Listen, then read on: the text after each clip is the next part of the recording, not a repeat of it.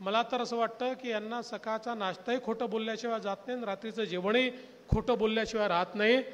अशा प्रकारच्या खोट्या लोकांशी आपला सामना झाला आणि त्यामुळे महाराष्ट्रामध्ये जो काही फेक नरेटिव्ह तयार केला, ही गोष्ट आपण मान्यच केली पाहिजे की त्याला ज्या इफेक्टिव्हली आपण उत्तर द्यायला हवं होतं आपण देऊ शकलो नाही, किंबहुना आपल्या लक्षातच ते आलं नाही की हा जनमानसामध्ये परकोलेट होतोय।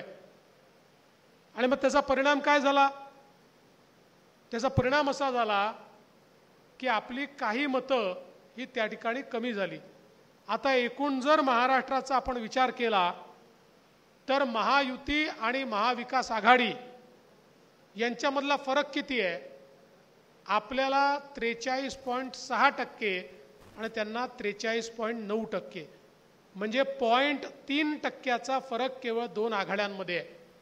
आणि त्याच वेळी मतांचा जर विचार केला, आपल्याला 2,48,00,000 मतं आहेत, त्यांना 2,50,00,000 मतं आहेत, म्हणजे केवळ 2 लाख मतांमुळे त्यांचे 30 आले आणि आपले 17 आले।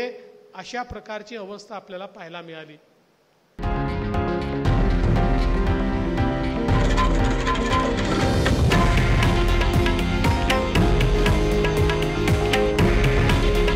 हे आहे देशातील नंबर 1 न्यूज नेटवर्क आणि आपण पाहत आहात TV9 मराठी। काळजी तुमची, हित महाराष्ट्राचं।